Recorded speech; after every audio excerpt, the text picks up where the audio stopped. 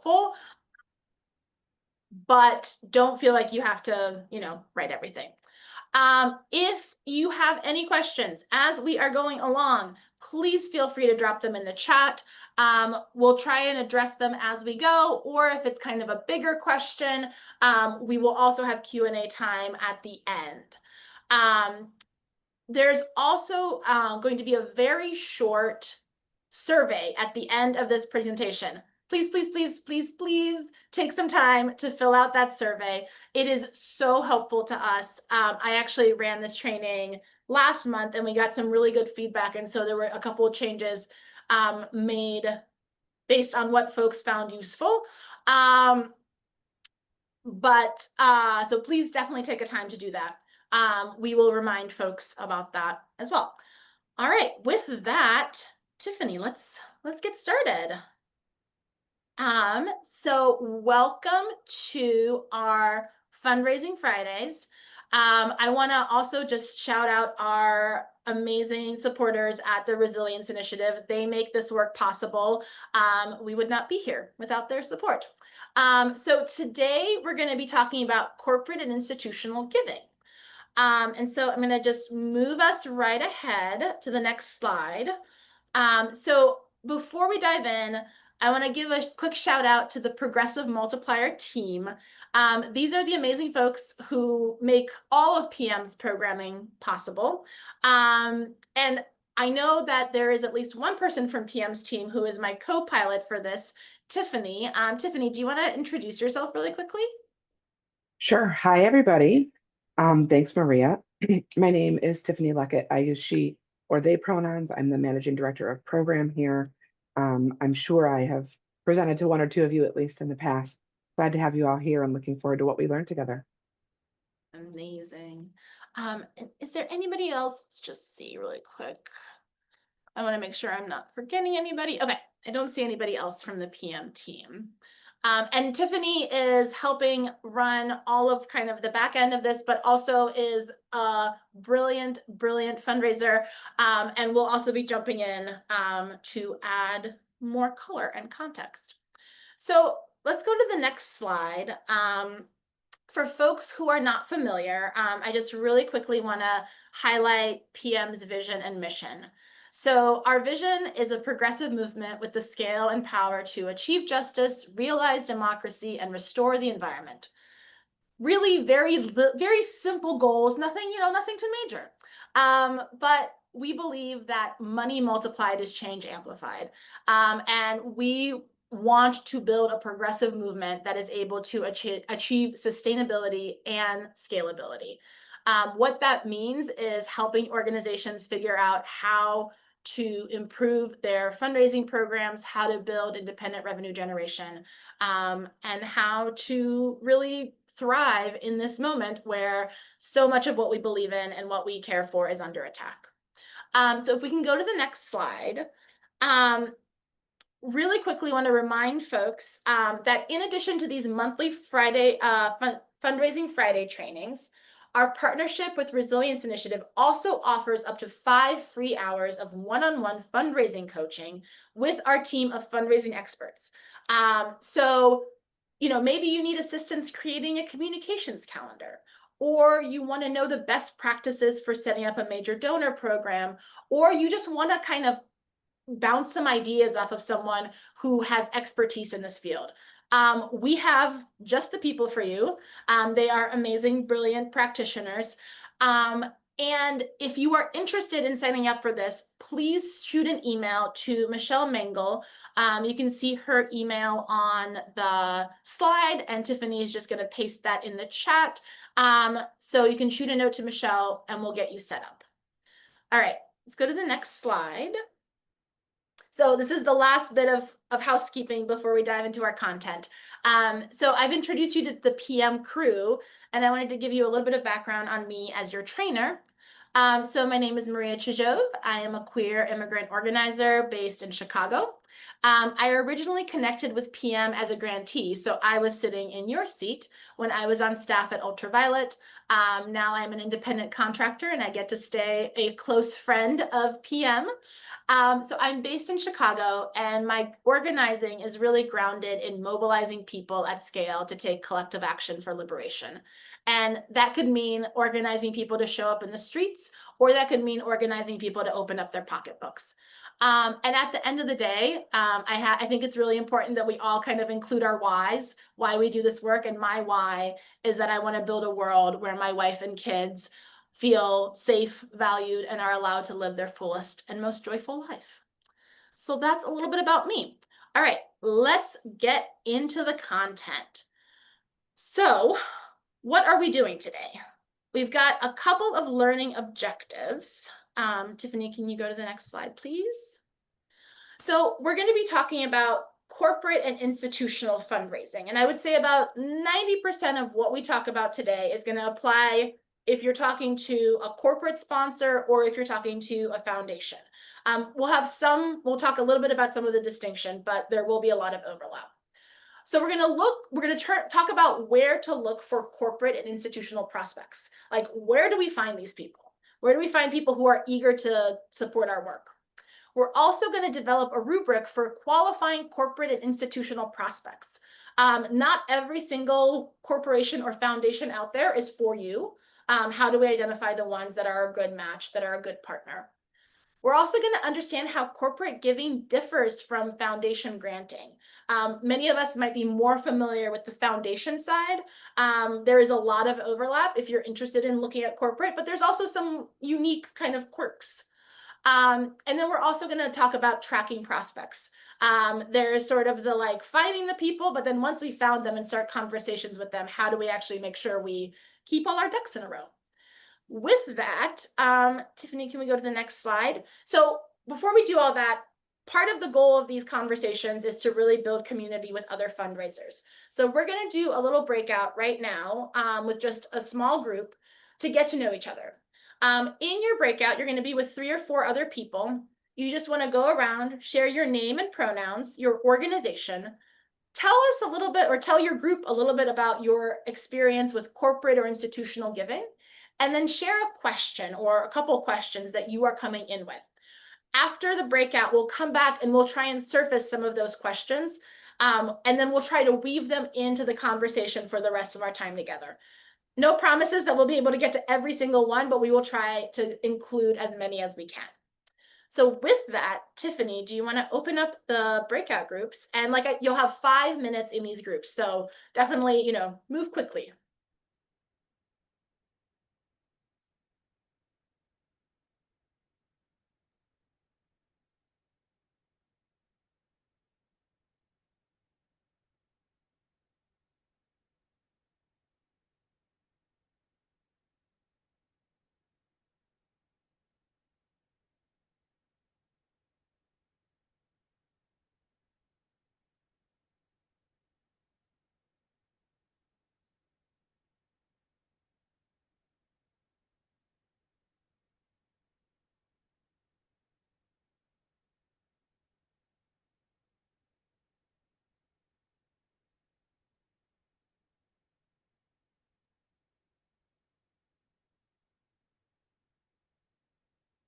Cool, cool. Everybody's in their groups.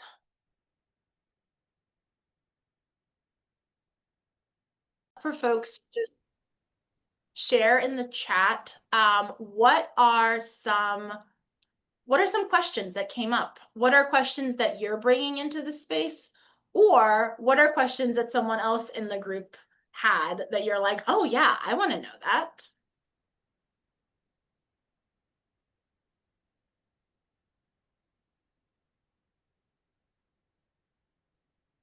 How do I build a relationship with a corporate donor? Love that question. We're going to touch a little bit on that and can definitely get in more into that in the Q&A. Thank you, Christina, for breaking the ice. Would love other folks to jump in with any questions that you have. Can keep this going. Mhm. I work for a coalition group of nonprofits in sustainable seafood. So our value add to nonprofits is a pretty easy thing to weave together, but showing value add for corporate donors is a much harder thing to bridge. So I think for us, like very nonprofity nonprofits, like how we like build that bridge to corporate dollars is what I'm curious about. I love that. We're going to talk a little bit about motivations and what motivates different partners, and I think that can help us get into that question. Oh, and there's someone else from Sustainable Seafood. I love it. Making connections in the chat. Oh, we have a lot of seafood folks. Amazing. I love it. Okay, just looking at the chat, wanting to learn how other organizations are dealing with connecting corporate partners in such a restrictive social and political climate, and how nonprofits are connecting with each other to break into the corporate world. I love that question. Learning, and another question about how do we speak fundraising jargon and how do we speak the language of funders? Love that. Amazing. If there are other questions that you are coming up with right now that you're like, oh, building off of that, this is actually making me curious about this. Or if you want to add a question in the chat, please feel free to do that. Tiffany's going to be tracking us. But in the interest of time, I do want to get rolling. So let's go to our next slide. So we're going to get into talking about corporate giving and institutional giving and how we kind of think about those two. I sort of, the framework that came into my head is they're the same, but they're also kind of different. So let's go to the next slide. And I mentioned that we are, we're going to get into talking about corporations, which means that we're going to talk about capitalism. And this is not going to be a lecture about the ills of capitalism. I'm sure many of us can spend a lot of time talking about that. But I do think it's really important for us to name at the top of this that capitalism does create exploitative conditions. And as people who are working towards liberation, we're constantly facing the contradictions of that. Tiffany said a great thing to me of that there is no clean money in capitalism. Corporations exploit people in many different ways. And at the same time, as people who are choosing to exist within this capitalist system, we need to navigate those contradictions and we need to grapple with them. And that's not always easy. And our answers may differ based on the moment, based on our constituencies, based on what we do. And what's important is that we spend that time thinking about them and grappling with them. So if we go into the next slide, I mentioned this already, but we're going to talk about motivations. So we all have motivations for our actions, right? There's a reason why you do the thing that you do. And understanding both our own motivations and also the motivations of our partners is really important for helping us achieve our goals. So I kind of laid out 3 types of actors. We've got corporate partners, institutional funders, and then us, nonprofits. And I created sort of some very general outlines of like some possible characteristics. But it's also really important that your mileage not only may, but will vary. So it's really important to do your own research when you are going into these conversations with any kind of funder. Be really clear about why are they talking to us? What do they want from us? What do we want from them? Beyond just, their dollars. So again, these are going to be some really general kind of top lines. But when we look at our corporate partners, a lot of them see social justice adjacent work, which could include anything from environmental justice to pay equity to gender justice work, as complementary. Many of them do, not all of them, to be clear. But corporations that we would actually be talking to here see that social justice work as complementary to their business model in some way, and to their bottom line of making a profit. So as we know, corporations are accountable to their shareholders and to their boards, and those boards hold them accountable for profit making. So while for many of them, there could be a commitment to their community, there could be a commitment to their employees, there is also a commitment to that profit and to marketing, which they a lot of times will put social justice work in that bucket. We also, someone highlighted this as a great question of like, how do we actually think about navigating these relationships in a moment where the work that we do, that I think all of us here would not find controversial, can be seen as controversial in this political climate. And corporations are actually scared of that controversy, can be scared of that controversy. So we're going to talk a little bit about that. The other kind of part of this trifecta is the institutional partners. So I would say these are our most diverse players. So I think a lot of folks are coming in with questions of like, how do I talk to foundations? What should I tell them? The unfortunate answer to that is it depends. Because, you know, foundations can really vary in how they interact with nonprofits. Some really act more like movement allies, while others can really act more like corporate partners and be really kind of conservative and really focused on a specific set of things. That being said, the most important thing that I always try and keep in mind with foundations is that any foundation, no matter what their relationship to the movement, is governed by their own set of priorities and goals. So they have a strategic plan that they are working against. They have goals that they are trying to meet. And so part of what we are trying to figure out is how do we align our work with their goals? And finally, there's us, the nonprofit. And usually, you know, we think we know ourselves. But it's really helpful when you are going into these conversations and starting to think about any sort of partnership to really be clear about, okay, aside from just like, we need this money because it funds our work, why specifically this partner? What is valuable about this relationship? Is it helping you to build out existing work? Is it helping you to launch a new program? Is it actually opening up a whole new area that you are trying to enter? Now, ahead of this call, we actually got a really great question that I want to pull out, which is, what is the institutional, what is it that institutional donors want to hear from nonprofits right now? And it's an open-ended question, but this person said, I feel like there is an invisible agenda that's keeping donors from moving forward. Great question. I think we heard something similar in the chat where folks were saying, what's the jargon? Like, what are the secret words that I need to say to unlock the money? And I'm actually going to turn this over to the group. I'd love to hear from Tiffany, from other folks in the room, as you're talking to funders, what feels like it's really connecting right now. Before we do that, I'll just name two things. I think as a general rule, funders want to hear how your work makes sense in the context of their priorities. So it's always useful to kind of understand those priorities, and they shouldn't be a secret. You should be able to look them up. You can ask, and then you want to talk about your work in that context. And then I think the other thing that's true in this moment in particular is that I think a lot of funders are trying to make sense of this as much as we all are. And I think for different funders, that's meant different things. For some funders, it's meant that they've actually moved a lot more money and have opened up their reserves and have committed to granting larger amounts. For other organizations, for other funders, that's meant that they've sort of backed off and been really more nervous and have kind of locked up funding.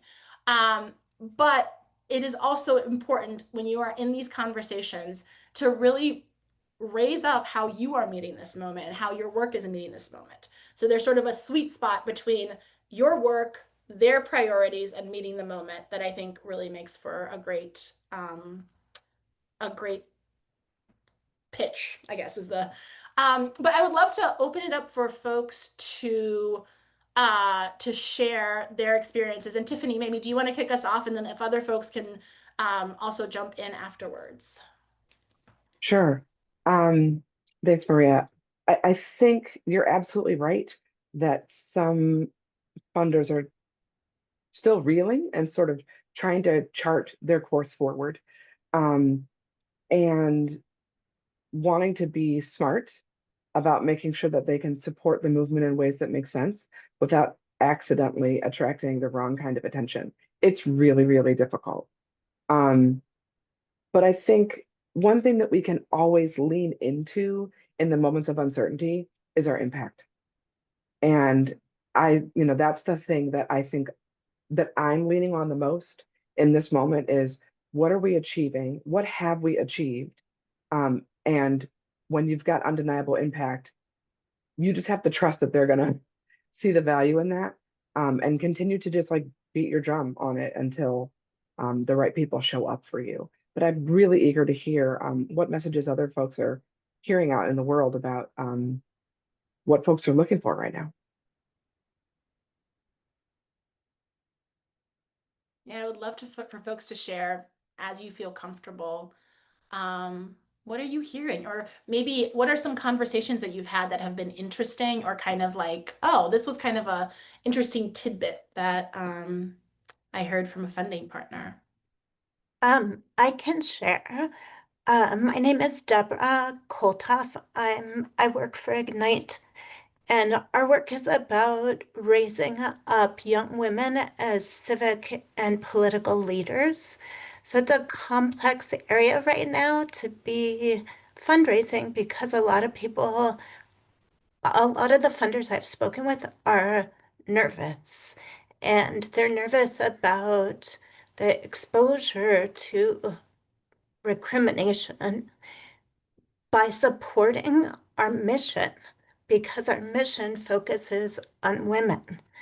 And so it's a really stressful time to be fundraising, I'm sure as it is for everyone on this call. But what I hear from funders is what I'm hearing from the majority of funders is that they still want to do the work. They still see the need for the work. They just want to know how to do it without increasing their exposure. Yeah, for sure. Definitely one of the things I've seen is a lot of funders get even more restrictive about what they believe C3s to be able to do, even if it's kind of beyond the legal scope of a C3, or more restrictive than the legal scope. So absolutely. I'm seeing Christina shared some great links from LinkedIn of funders having this conversation. LinkedIn is a really great resource. Following like funders on there can help you get into like, okay, what are they talking about? What are they sharing? What are they posting? Um, and then, yeah, a great point about how funders in the progressive space don't want to fund duplicate efforts across organizations. I think this is really a really important piece for us as we're thinking about who are our partners, so that when we're coming to funders, if we're coming with others who are doing similar work. And foundations seem to be increasingly collaborative, at least in the environmental climate space, and are going through intermediaries and regranting for sure. I think those are really great points. I want to just, again, in the interest of, I feel like we could spend a bunch of time on this. We could spend a bunch of time on all of this. I saw some folks who are interested in that anti-capitalist lecture. I would love to do that. Maybe a topic for another time. But if we can go to the next slide, we're just going to talk a little bit about some definitions. So we're going to start off with a B Corp. I would love for folks to put in the chat the letter of the answer that you think is the definition of a B Corp.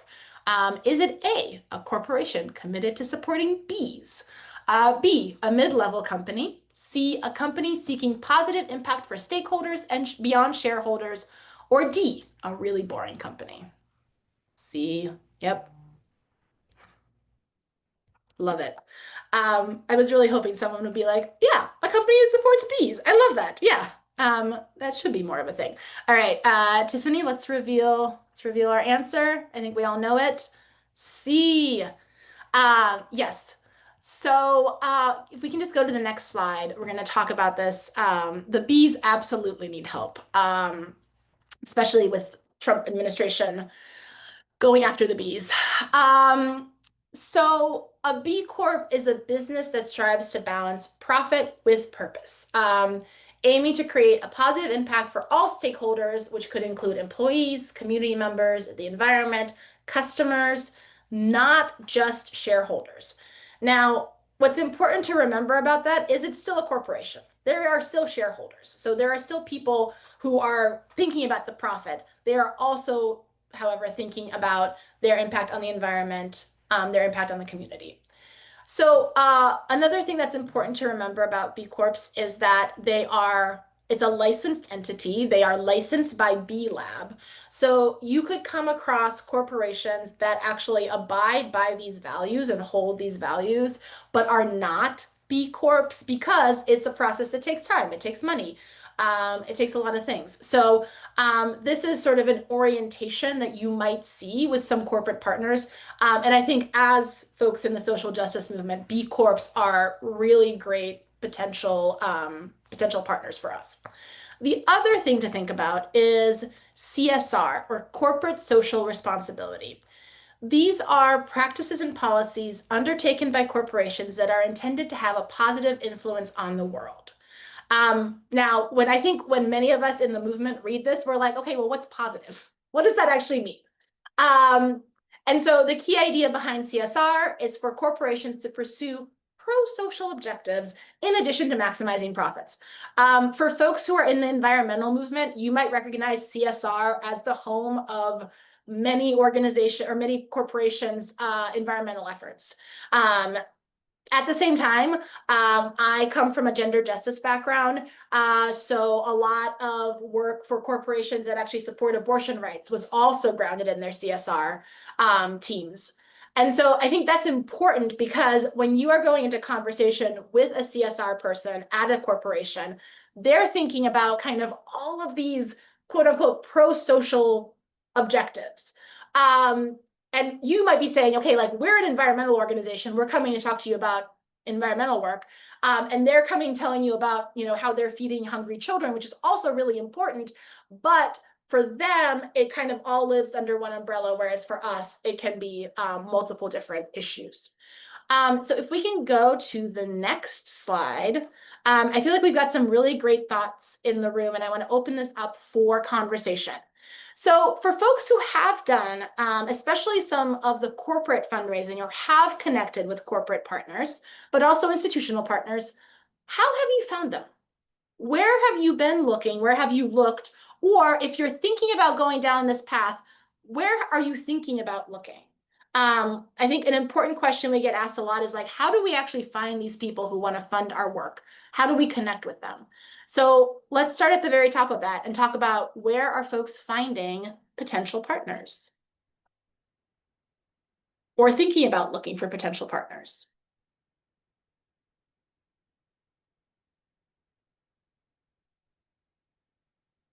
Or are you like, Maria, that's what we're here for. That is what we want to hear from you.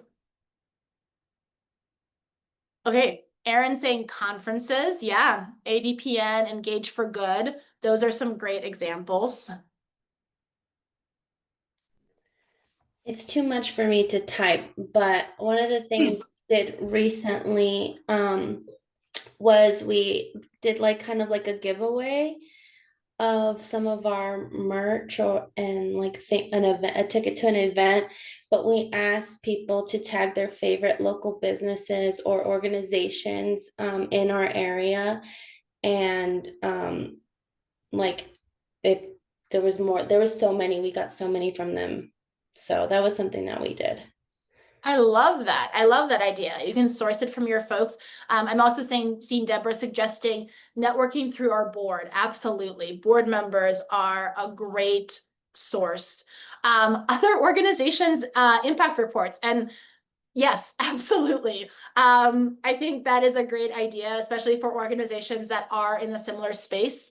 Also, our dear friend Google, very, very helpful here. These are all excellent suggestions. So if we can go to the next slide. So yes, where do we find our partners? I think we've touched on a bunch of these.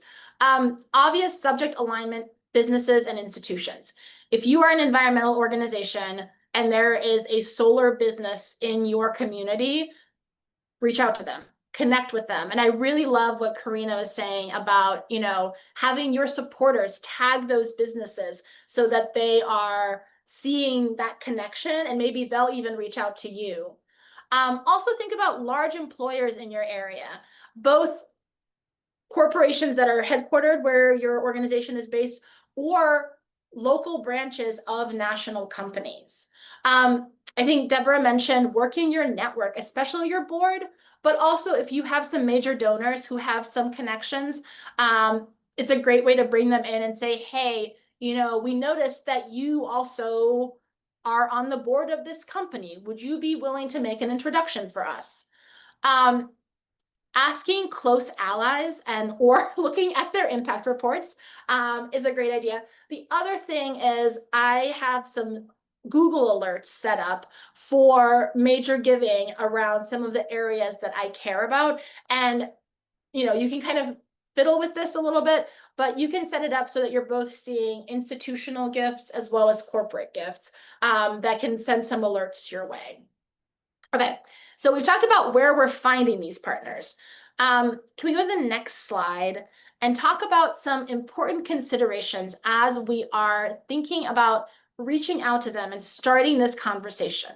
So 2 important considerations that I will offer. The first is that in both corporations and for institutional funders, as we can all imagine, as our organizations have different departments, they also have different departments.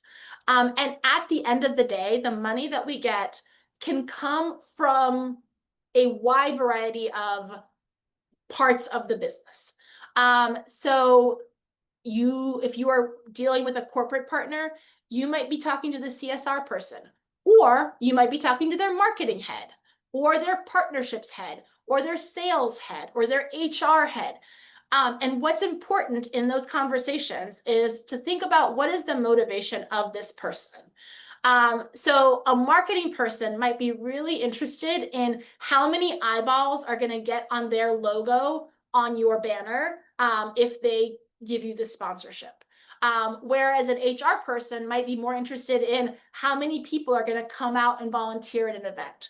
Motivations are incredibly important when we're thinking about why, what is it that this person is looking for, and how can we make sure that we are providing that? Similarly, on the institutional side, this has happened to me where I was working with an environmental organization. We were talking to a foundation and we said, hey, we're an environmental organization. You have this great environmental portfolio. We think we're a great fit.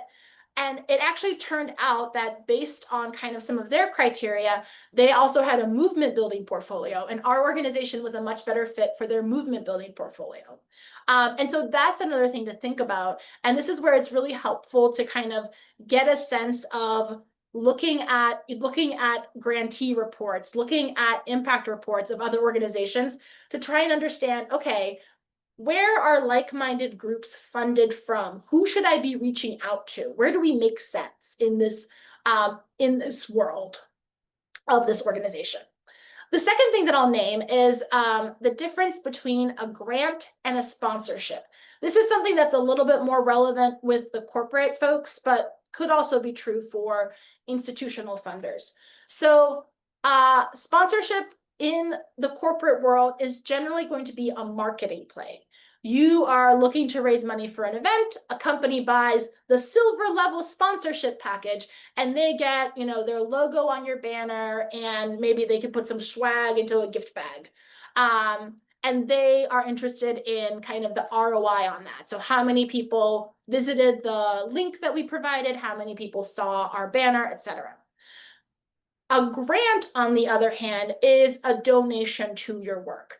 The donor may still want marketing deliverables, but it's less directly connected, and there might be other things that they are looking for.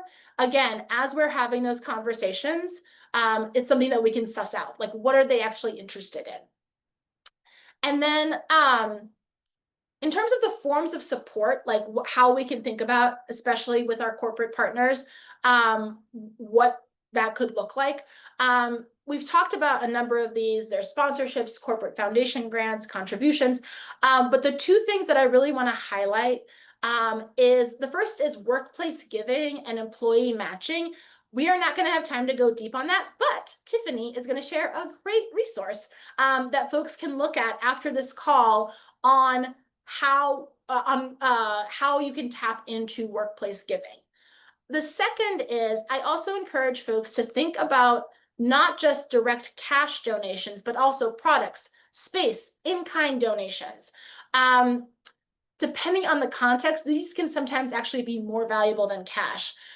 So one example that I'll give is I'm on the board of an organization that was dealing with some like fairly hairy legal stuff. And we had a pro bono law firm come in and offer their services. Honestly, to us, that was like way more valuable than straight dollars, because if we had approached them and said, hey, we have all this money, which we would have needed a lot more money than our budget in order to hire them, we probably wouldn't have been able to get into their caseload. But because we went through their pro bono department, they were actually able to help us resolve the legal issues in a way that was really, really helpful. So again,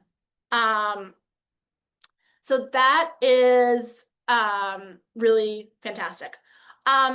Okay, so let's go to the next slide and talk about what makes a good match. And we had some really good questions about like, how do we actually like start this conversation, especially with corporate partners? How do we find them, but how do we literally get in the door?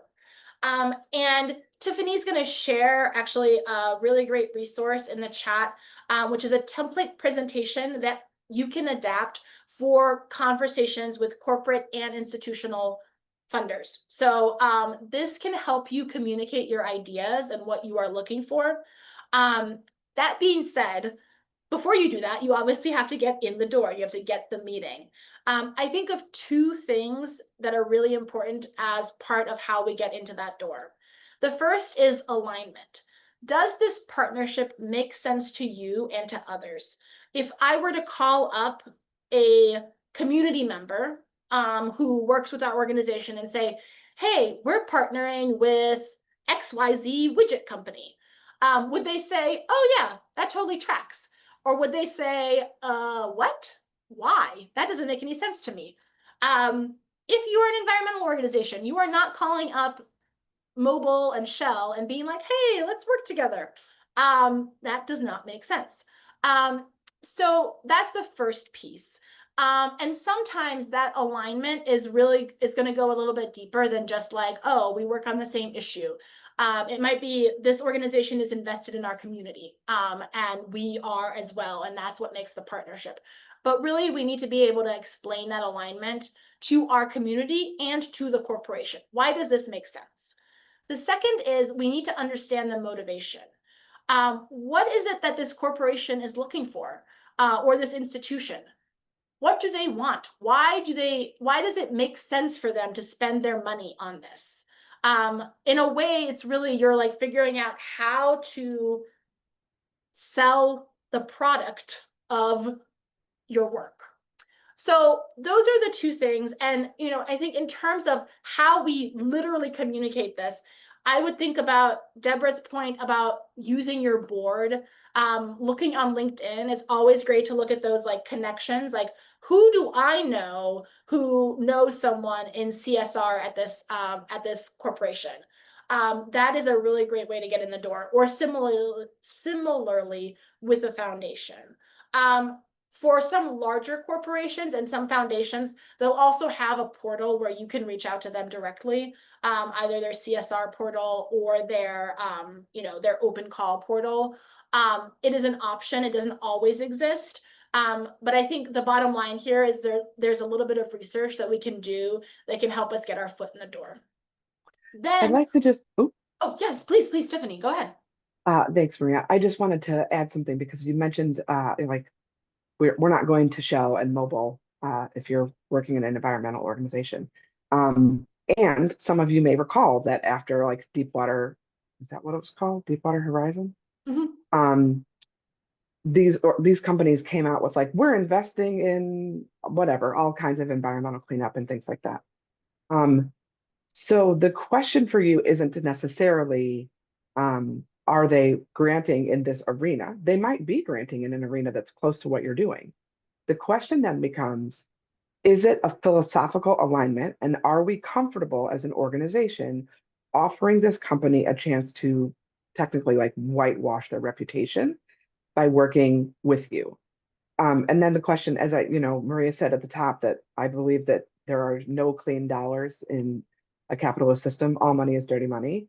The question then becomes like, is this the kind of money that we're willing to accept to advance our mission? And some of you may say, yeah, it's worth it. They want to shovel so much money at us that we could do big, good things with it. And some of you, your gift policy is going to say, we're not invested in letting companies whitewash themselves through our work. And there are valid, acceptable reasons on either side of the scale. It's really about measuring your own tolerance for that kind of arrangement. Love that, Tiffany. Thank you so much. And Tiffany is previewing in a little bit. We're actually going to talk about those gift policies and how we can write those. And actually, that also, I think, segues really nicely into once we get in the door, what does it actually look like to have these conversations? The two things that I would say is, one, over communicating, especially when we're working with corporate partners. I know someone mentioned jargon. I think we look at foundations or corporations and we're like, oh my God, what do these words mean? But also they look at us and they're like, what do their words mean? So sometimes we can find ourselves in a situation where we are just talking past each other. And that leads to some really awkward interactions or confusion, or just creates more work for you down the line. So I really encourage us to be really clear, really explicit. Check your presentations, check your kind of materials for that jargon. I often find it helpful to have my mother-in-law is like my go-to person who I'm like, hey, does this make sense to you? As like a regular person. So it's always helpful to have someone who's like not in the work look at these things and be like, oh yeah, okay, I get what you're trying to say, or you've lost me. The other thing is transparency. And I'm seeing Andrew giving a really good example how we will not take corporate funding for restricted projects, but if they agree to make them unrestricted, we will take that money. That is something that is a great policy to have for your organization. For this organization, obviously your mileage may vary, but it is also something that's really important to communicate out so that when you are coming into those conversations, the corporation knows, okay, cool. We know that we're talking about an unrestricted gift. Great. We're all on the same page. Everything's clear. The other things that I'll just name really quickly here in our common pitfalls, a couple of these we've already talked about, but one thing to think about is kind of the process of right-sizing that ask. A lot of times I've worked with folks who are like, okay, corporations have bajillions of dollars, so therefore they can give us bajillions of dollars. And while that is true that they have a lot of money, the folks that you're dealing with have a budget, and that budget is significantly smaller than the like overall earnings of whatever company you're talking about. So really right-sizing the ask, looking at, have they done this work before? What's been the size of that ask? What makes sense? And then the other piece is not doing your due diligence. This is where, and we'll get into this more in terms of our gift acceptance policies, but this is where we both think about, what is this corporation doing? What is its impact in the world? But also, did their CEO just say that Trump's deportation policies are great? Probably not a great partner if you are working with immigrants with immigrant communities to have a donor who is, who their CEO is saying horrible things about our target communities, our core communities. So that sort of due diligence is always really helpful. If we go to our next slide, so we are going to do a little bit of deep brainstorming together. And so this is an opportunity for us to come together and talk to each other about how we are finding partners. And I have some guiding questions here, and we'll put those in the chat as well. About what are we looking to do? How are we looking to find these partners? So you're going to be in a group of about 5 people. We're going to spend the first 4 minutes. You're going to just have a notepad or, a computer Word doc, and you're going to be jotting down ideas. You can use these questions as your focus, or you can just jot down like, oh, based on what I've seen in the chat, these are the things that I want to think about. Then you're going to share out your ideas with the group. You're going to spend about 7 minutes going around. Everybody's going to share, this is where I'm thinking about going. This is what I'm thinking about doing. And then we're going to spend the last 4 minutes doing a second round of brainstorming to really refine our ideas based on what we've heard. So you might be saying, oh, Andrew was in my group and Andrew had a really great idea and I'm going to add it to my list. You might be hearing, oh, Christina is working on this cool project. Maybe there's a partnership potential there. Or you might say, you know what, actually, I want to refine this idea based on some of the other feedback that I've gotten from folks in my group. So we're basically doing first round of brainstorming, then kind of a share out and group workshopping, and then a second round of brainstorming. So in a moment, Tiffany will break us out, but I am going to paste these questions in the chat. So if folks want to, again, you'll see this in the chat, so you can take these with you into your breakout groups, and we'll prompt you at the 4-minute mark and so on. So Tiffany, please take it away.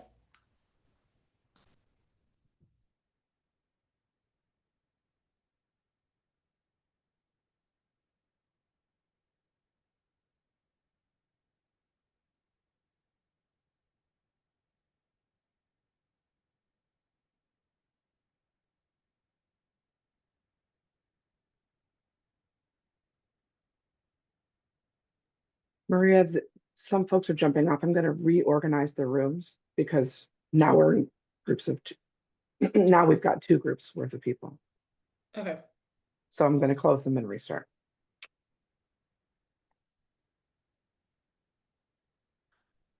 Actually, wait, Tiffany, you might be able to just, oh, you've already closed them. I think you can actually just move people into rooms. But I think now that it's closing. Oopsies. Oh. Hey, it brought us back. Yes, sorry, we had a couple folks jump, so we ended up with like some groups that had like 2 people and some groups that had 5 people. So apologies, technical difficulties. We will resort you in a second. Okay, sounds good. Thanks, y'all. No problem.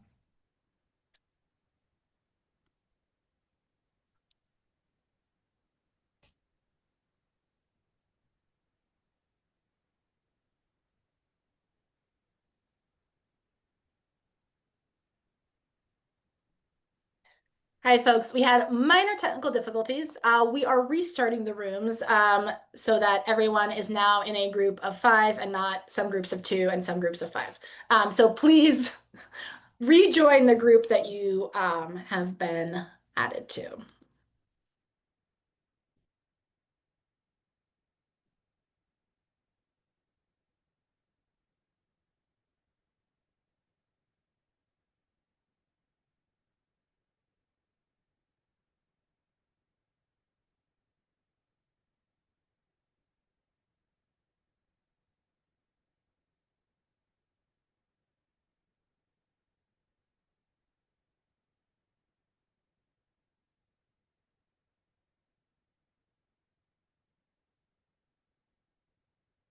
Awesome. Tiffany, are you good on queuing folks at the 4-minute? Awesome.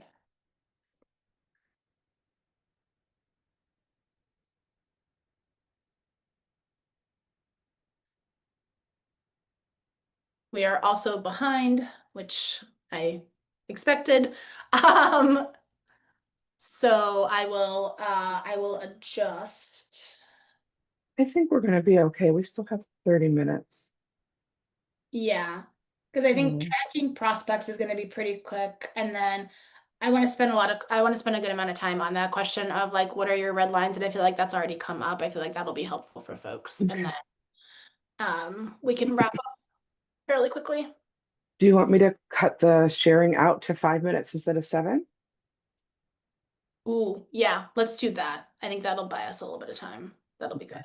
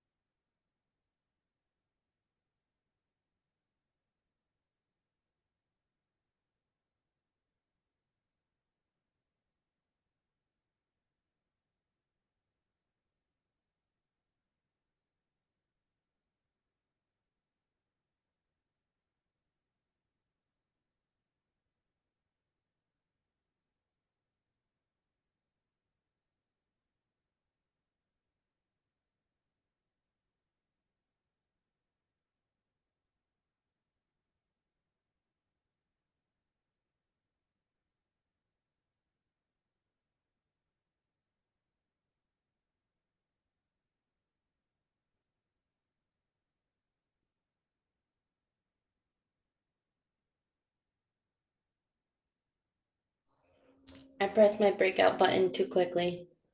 Oh, no worries. Everybody's just a few seconds behind you. No worries at all. Yeah.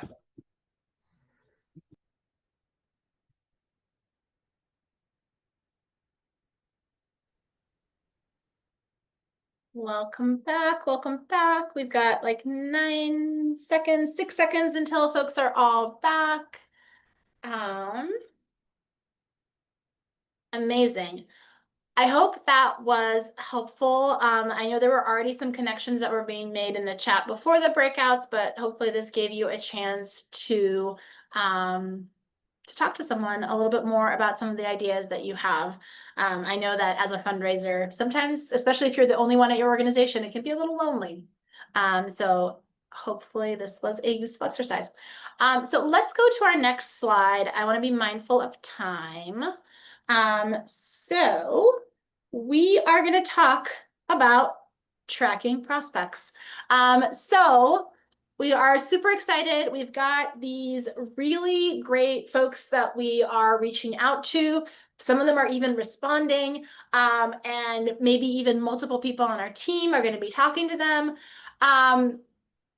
But if we are not tracking those conversations, things fall through the cracks. And especially in a moment where I think all of us are probably feeling maybe a little bit overwhelmed, or like we need fewer things on our plate, the idea of introducing any sort of tracking system can feel really overwhelming.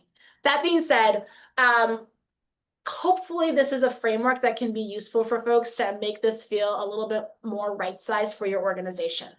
So again, if you do not currently have a system set up for tracking, especially, if you maybe have something that works for institutional funders and you're like, can I use this for corporate relationships? Like, how does that work?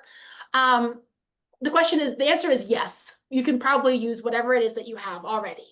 And literally, it can look like anything from a spreadsheet to a full-on CRM. And Tiffany is going to share a template in the chat. Thank you, Tiffany. That is an example of what you can use. Again, a spreadsheet is totally fine. If you have a CRM like Salesforce or HubSpot, those can be really great too. But what I think is more important than what tool you're using, even though, we can have a long conversation, another topic for another one of these conversations about tools. The thing that is really important is that there is alignment between all the people who are touching any kind of relationships about what they're updating, how frequently they're updating your tracking system, and with what information. So it's possible that you're going to be sitting there and you're like, you know what? We need to record all of these things and it'll be the perfect system. And then no one does it. And your perfect system sits in a Google document and doesn't actually get used. So this is really a place where sitting down and having a conversation with your team is really helpful. And really trying to get a sense of, okay, what is the level of alignment that we can get to, that we can get people to really truly commit to, and then checking in on that periodically and saying, okay, are we actually doing the thing that we said we were going to do? And then also thinking about how frequently you're doing it. Ideally, you are updating your tracking document quickly and consistently.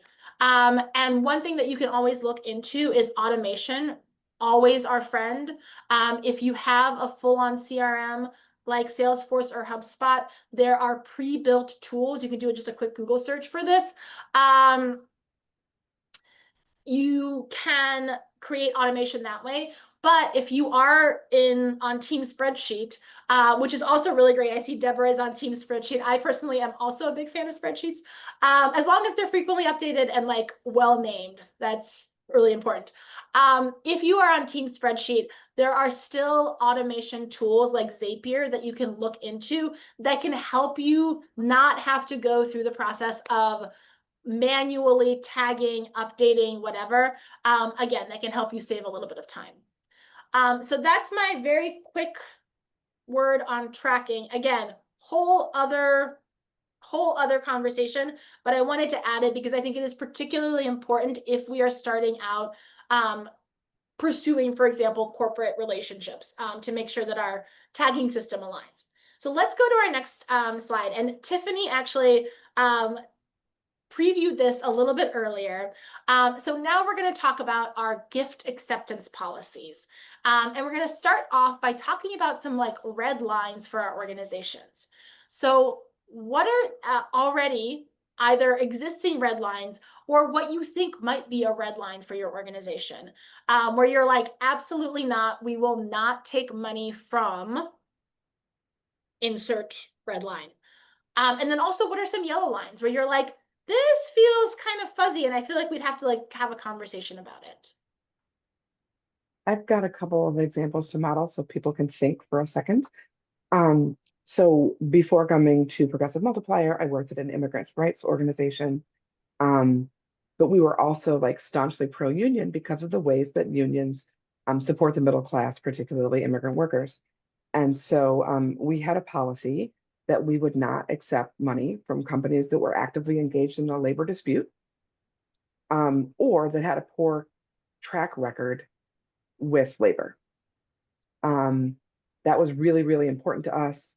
Another thing was like vendors. We didn't work with vendors that were supporting the for-profit prison system that is incarcerating immigrants. So it's really about like the values of your organization on top of the mission. But it was really important to us to really stand on the side of labor, though labor was not our primary issue, because we just felt like that's a red line for us. And we didn't want anybody whitewashing their reputation with us, particularly because if they have labor disputes and they think, oh, we could support this immigrant organization and people will think we're the good guys. We didn't want to implicitly co-sign that kind of behavior. Absolutely. I love that, Tiffany. Any other, and this could be existing red lines, or it could be what you think might be a red line. I guess I can share. I was doing some prospect research on an individual and found out they do great things. However, I realized that they're like associated with like the Fox kind of like network, right? And I was like, ooh, let me just highlight this. Is this something that we want to be associated with? So that was something that was like a flag for me that I brought up. Yeah, thank you. Yeah, that's great, Jessica. And I think especially in this moment, people who are legitimizing the right-wing ecosystem, definitely something to think about. Yeah. Any other things, other examples? My organization is primarily a research organization. We produce research, and one of the things that we run into sometimes with mostly corporate, sometimes foundation funding, is kind of mismatched expectations about how involved the funder is going to be in the research product. And sometimes we get into red lines or yellow lines with partners where we want them to acknowledge upfront certain guidelines in how we're going to control the research product. They're going to have an opportunity to review something and make comments. We're not bound by their comments. Be free to redirect them or shop it around to other people for comments. And some funders want to push on that, and we have to say no. Absolutely. And I think that's where that transparency piece that we talked about really comes in. Andrew, I know you said like at the front end, really being clear about those things. And also, sometimes that means letting go of the relationship when you're like, this is not a match. I will also name, so I worked at MoveOn at one point, and just like to give sort of the most extreme side of this. So MoveOn has a policy of not accepting any corporate donations. And up until, I want to say 2016, didn't take any foundation funding either. And there was a lot of conversation about why and how and whatnot. If folks may or may not remember this, but there was at one point MoveOn took money from George Soros, very little money, very indirectly. And then the right sort of went down that rabbit hole. And so basically coming out of that, a policy was developed that we were only taking small dollars. And so that's another, like, that's sort of, you know, as you go through this process, that could be a place where you land because you say, you know what, for us, the work that we do is incompatible with corporate partners. That is an option. And I'm seeing, yeah. Oh, Deborah has a really great point about how we have to be careful of mission drift with organizations who want to guide our work to some degree. Absolutely. This, you know, we go back to this on foundation side where foundations have their own goals and the things that they're trying to do, and they might see your organization as a vehicle for moving those goals, but you might not. And you might say, well, no, that's not what we think makes sense based on our work. These are really great points. I'm gonna let's move to the next slide because I want to talk a little bit about some of the things, and we've touched on a lot of yeah, and yes, absolutely. It's all billionaire dark money at the end of the day. And I think that, you know, this is where it gets into this question of how do we deal with the contradictions of capitalism? Especially, you know, depending on how you feel about whether or not billionaires should exist. But if you feel like billionaires should not exist, then like, how do we feel about taking their money if we don't think that they should be here? And I think the other thing to name here is also like our personal beliefs versus our organizational values is another thing that's important to grapple with here. So in thinking about designing your gift policy, this is where your gift policy is where you get to grapple with some of these things. So a couple of questions that I would start off conversations around gift policies with. And I really encourage you to take these back to your team and like have this discussion. The first is, how do we think about the harms that corporations are causing? Tiffany had a really great example of, you know, labor alignment and union busting as an example of harms. Obviously, there are many harms that corporations cause. So it's really important to kind of suss out how you think about these things.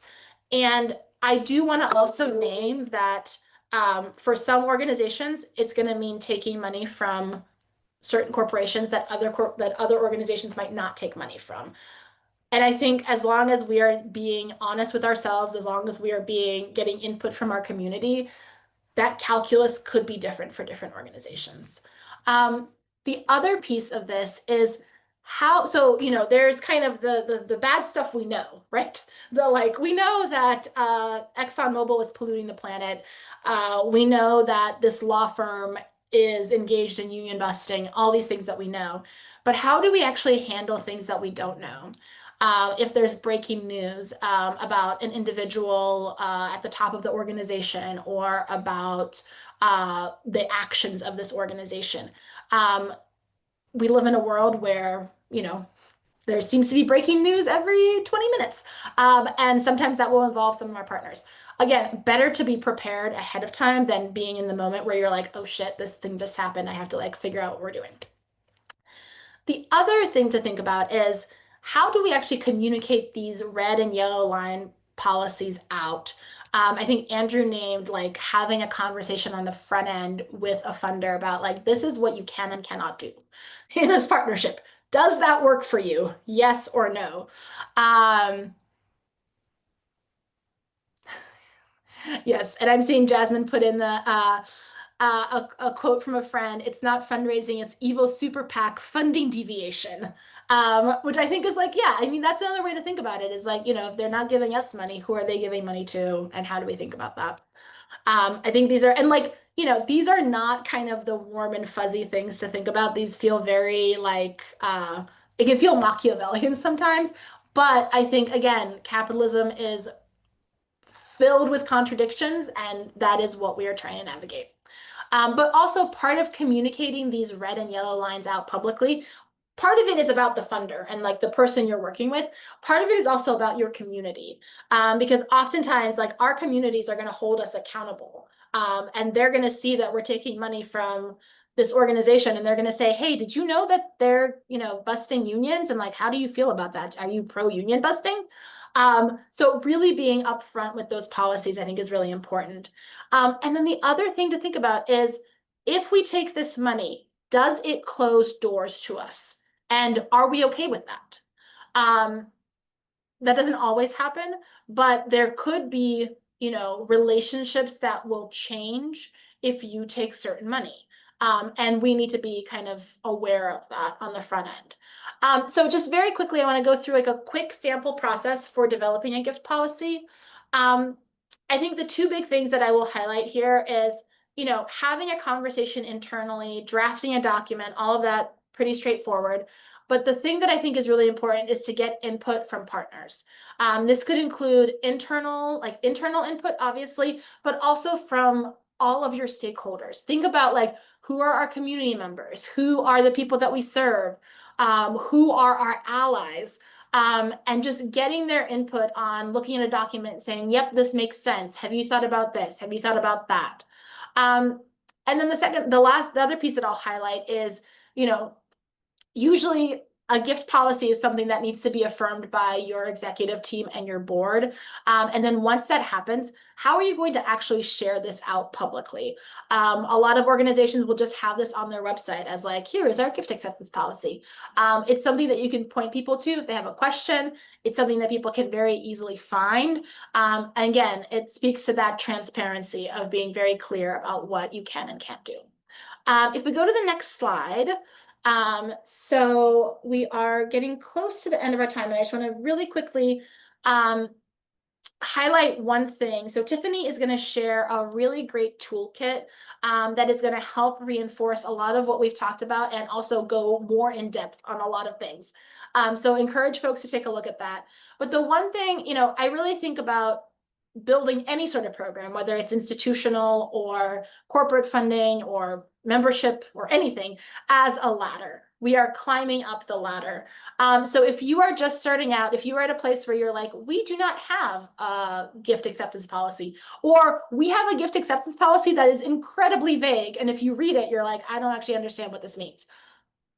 A good place to start is on the create a policy rung, and going through that process. But then the other thing that I'll highlight as we're moving up the ladder, it's really important to periodically reevaluate our policies because the world changes. The things that we are concerned about, I think Jessica named the like Fox News relationship. That is something that I think feels really different today than it probably felt 10 years ago. I mean, Fox News was still bad, but I think how an organization would respond to that is different today. I know for a lot of organizations, in the wake of the racial justice uprising in 2020, folks revisited their gift policies because the way that we collectively saw the world had shifted. And so it was really important for us to revisit our policies, make sure that they still made sense in this new context.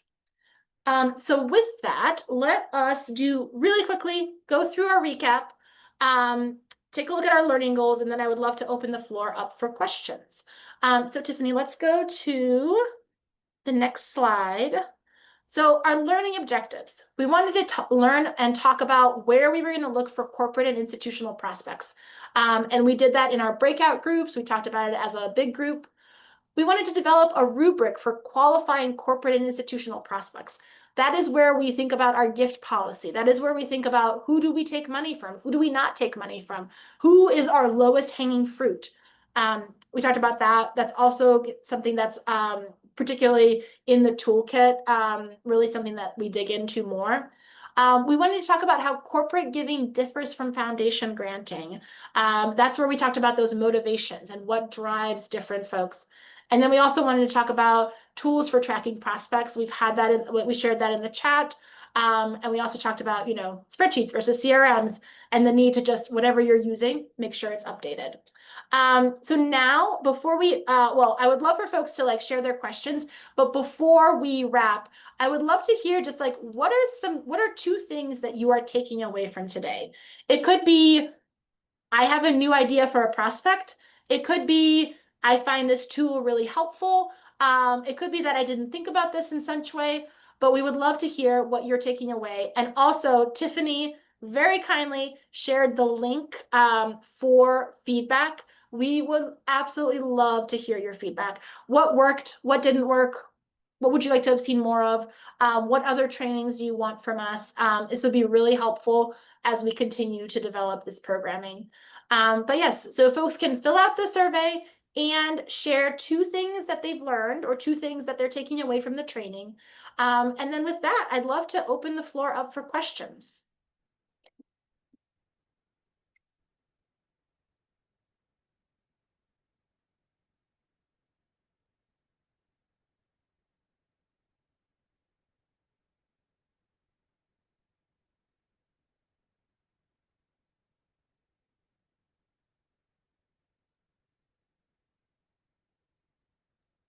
Feel free to drop your 2 learnings into the chat if that's easier for you.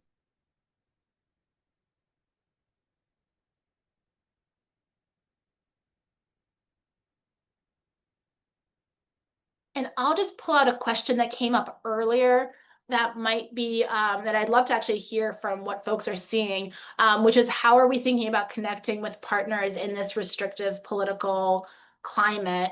And I'm curious if anyone has any like examples from their work of either, here is a thing that seemed to have worked, or on the flip side, it's also, I think sometimes it's helpful to share like, hey, this was a thing that happened to us.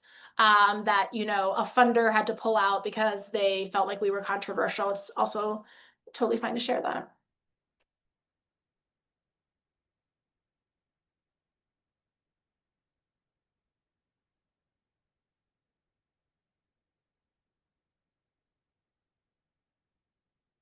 Tiffany, I don't know if you're seeing from some of your grantee work, any how folks are dealing with this question too.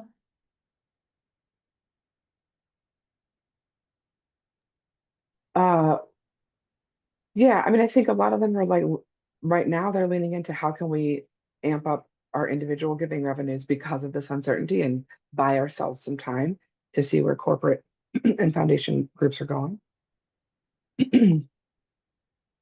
Yeah. A couple of comments from the chat about learnings. Appreciate the time to hear what others are experiencing. Fundraising can be lonely work. It's good to connect with others. Always think about the motivation of the person when we're talking to them. I'll always do some brainstorming on how we hold ourselves accountable and how we ask our ecosystem to hold us accountable. Love that. Thank you. Love learning from peers and the example of the Excel tracking systems. Like the ladder metaphor, also thinking about the multidimensional motivations of funders. Excellent. Thanks so much. Love that. Really like the ladder and the strategies for corporate funding searches. Likely very different for orgs with local versus state versus international community. Yeah. Yeah, for sure. These are such great points. I'm glad folks enjoyed the motivation piece and the ladders. And I'm also, I really am very happy that folks were able to connect with other people in this space.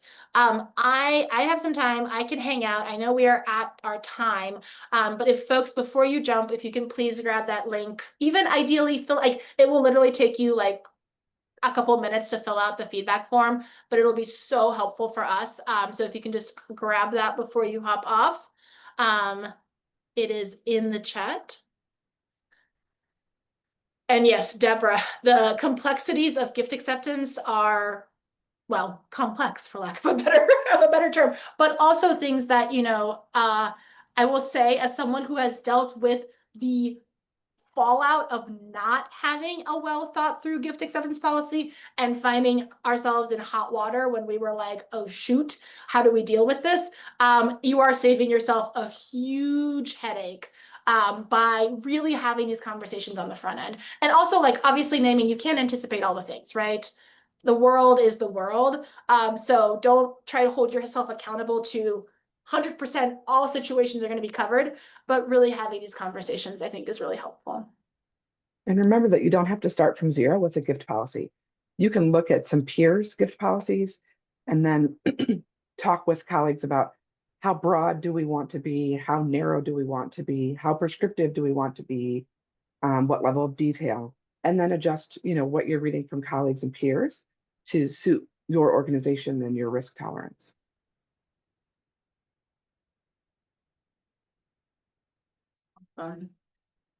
If anyone has any other questions or wants to talk about anything, like I said, we can hang out for a little bit. Otherwise, please fill out the form and then, yeah.